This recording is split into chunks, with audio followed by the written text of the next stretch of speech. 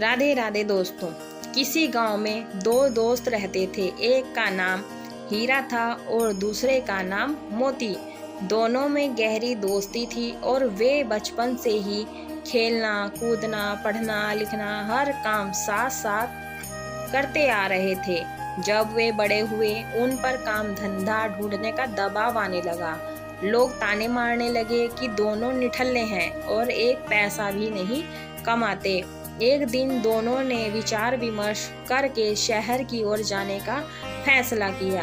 अपने घर के से रास्ते का खाना पीना लेकर दोनों भोर होते ही शहर की ओर चल पड़े। शहर का रास्ता एक घने जंगल से होकर गुजरता था। दोनों एक साथ अपनी मंजिल की ओर चले जा रहे थे। रास्ता लंबा था, सो उन्होंने एक पेड़ के नीचे विश्राम करने का फैसला किया। दोनों दोस्त विश्राम करने बैठे ही थे कि इतने में एक साधु वहां पर भागता हुआ आया। साधु तेजी से हाँफ रहा था और बेहद डरा हुआ था। मोती ने साधु से उसके डरने का कारण पूछा। साधु ने बताया कि आगे के रास्ते में एक डायन है और उसे हरा कर आगे बढ़ना बहुत मुश्किल है। मेरी मानो तुम दोनों यहीं से वापस लौट जाओ।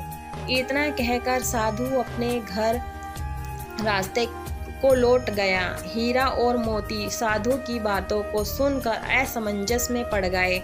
दोनों आगे जाने से डर रहे थे। दोनों के मन में घर लौटने जाने का विचार आया, लेकिन लोगों के ताने सुनने के डर से उन्होंने आगे बढ़ने का निश्चय किया। आगे का रास्ता और भी घना था और वे दोनों बहुत डरे हुए भी थे।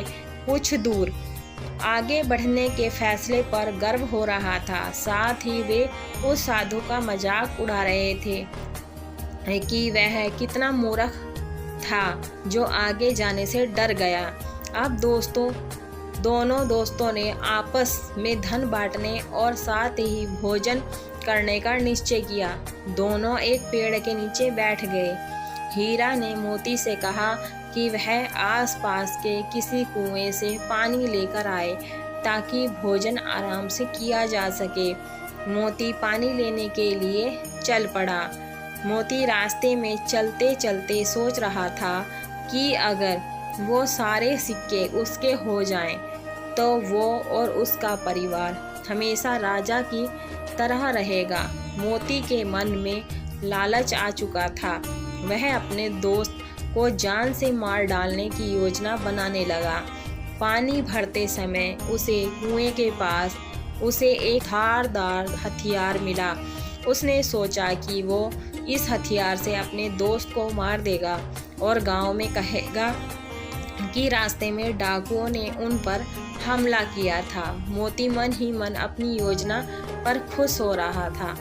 वह पानी लेकर वापस पहुंचा और मौका देखते ही हीरा पर पीछे से वार कर दिया। देखते ही देखते हीरा वहीं ढेर हो गया। मोती अपना सामान और सोने के सिक्कों से भरा थैला लेकर वहां से वापस भागा।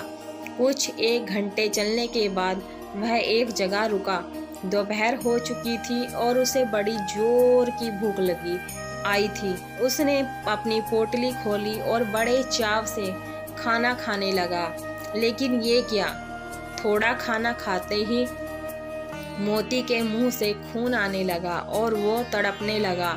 उसे एहसास हो चुका था कि जब वह पानी लेने गया था तभी हीरा ने उसके खाने में कोई जहरीली जंगली बूटी मिला दी थी। कुछ ही देर में उसकी भी तड़प तड़प कर मृत्यु हो गई। अब दोनों दोस्त मृत पड़े थे और वो थैला यानी माया रूपी डायन जस का तस पड़ा हुआ था। जी हाँ दोस्तों, उस साधु ने एकदम ठीक कहा था कि आगे डायन है। वो सिक्कों से भरा थैला उन दोनों दोस्तों के लिए डायन ही साबित हुआ।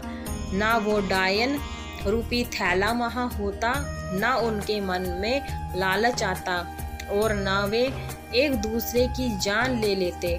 दोस्तों, यही जीवन का सच भी है।